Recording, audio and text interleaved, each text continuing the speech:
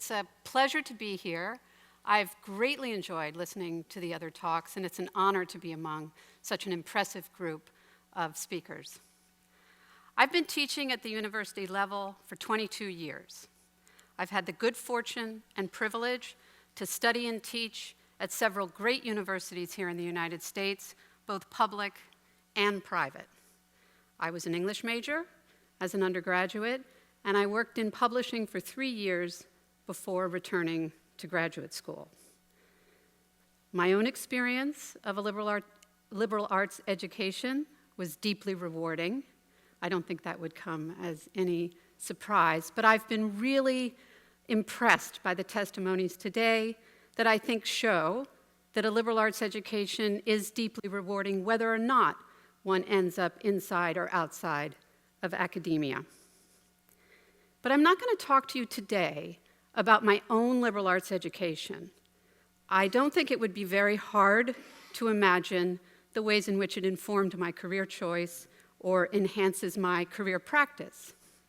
What I'd like to talk to you about instead is my sector of the university, which is the humanities. And I'd like to try to give you a sense of what their distinctive value is.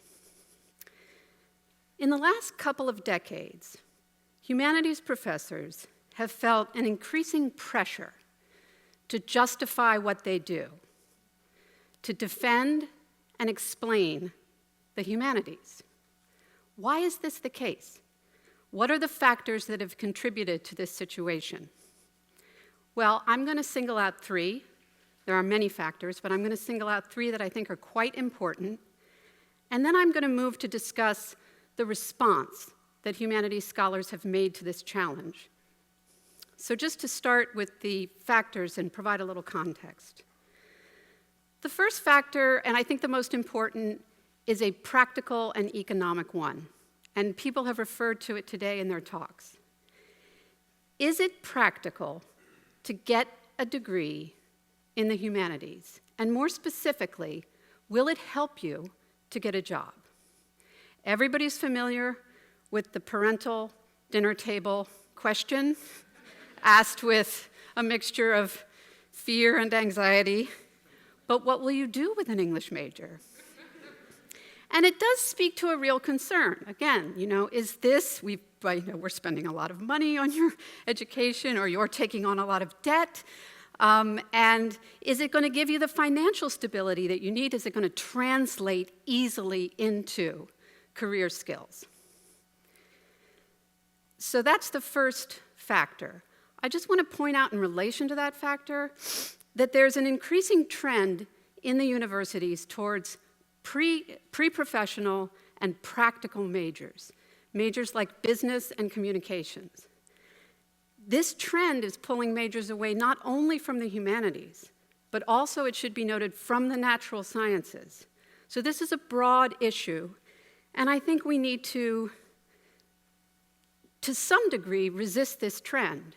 We need to remember and recall to ourselves that it is important to protect programs of study within the university. That doesn't mean they shouldn't change and adapt, and that doesn't mean they aren't always changing and adapting. But I think it's important to be vigilant on this front. The second factor has to do with funding structures internal to the university. So the humanities are not grant-based to the degree that the sciences and the policy-oriented social sciences are, which means they don't have access to the kinds of external funding, or to the same amount of external funding that the sciences do. This has produced a perception that the humanities are dependent, that they are being subsidized in a way that other divisions aren't. Now, partly this has become an issue because universities have quite laudably developed more finely differentiated forms of financial analysis, in part as a response to real concerns about cost control. So there's an increasing emphasis on trying to figure out the relation between costs and revenues. So this has lit up the fact that the humanities are more dependent on direct support from the university budget, or on more, a greater proportion of support from the university budget. Now, this is ironic, because it is important to remember that the university was founded precisely to subsidize research. The whole point of the university was to create a space where open-ended discovery and reflection could proceed unhampered by instrumental and market pressures. I think we need to remember this as we think about how best to face the very real financial challenges in the university. And I think we need to be very careful whenever we hear any particular division within the university referred to as being subsidized. The third factor has to do with the concern about the humanities having become overly specialized, difficult to understand. Nobody minds when they don't understand an article in theoretical physics, but they do not take kindly to having to strain to understand their English professor. Okay, so that's a little context. Now I want to turn to the responses. Essentially, there have been two forms of response by academics within the university. The first is to emphasize that the humanities have a unifying method that involves the imparting of a skill that is portable and can be taken to any discipline and any profession. That skill is typically denominated critical thinking or argument. Through the primary activity within the humanities, which is the interpretive analysis of written documents and other cultural artifacts, one learns this skill, and then you can take it anywhere, to medical school, to law school, to business school, to politics, to an ad agency, to any profession that relies upon critical thinking and communicative skill, which is to say, to any profession. Okay, so we're going to call this the critical thinking approach. The second approach is vastly different. It is to claim for the humanities a special capacity to cultivate moral and civic character. Through a vast exposure to a range of cultural expressions that come from individuals differently situated historically, geographically, and culturally, one gains a certain kind of intercultural awareness and intercultural fluency. This is good for democracy, this is good for international relations, and it has the added benefit of being good for your moral character. We desperately need this kind of education in a contemporary, globally connected world where misunderstandings, especially those of religious and political difference, can have such profoundly damaging effects. So we'll call this the moral education approach. Sometimes the two approaches are combined. Often they are combined.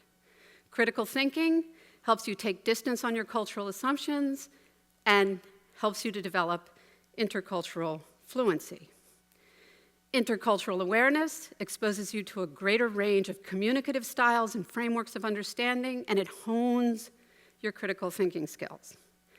But I think it's important to hold to the distinction between the two emphases.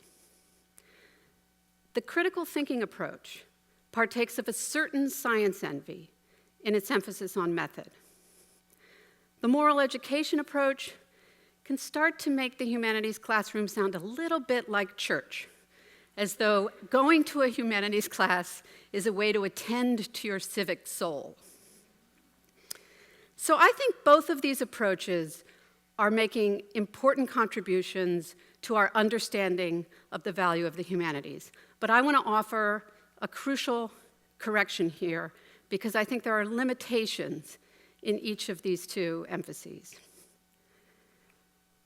In its emphasis on unifying method, the critical thinking approach does not acknowledge certain things.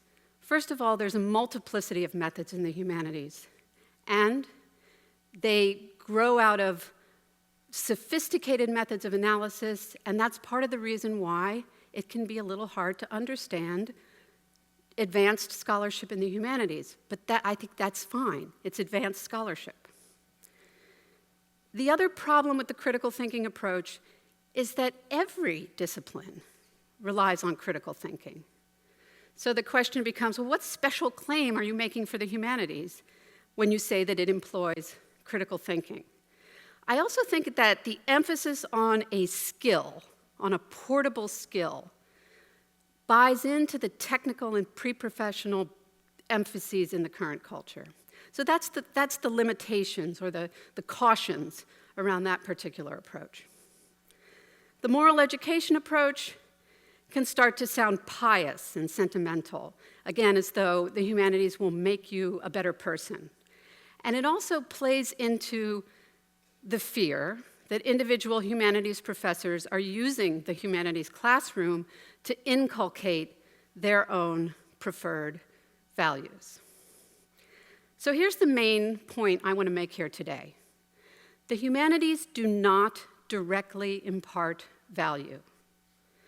What they do is they open one up to an appreciation and an understanding of the centrality of questions of value to the human experience, and they help one to begin to grapple with those questions.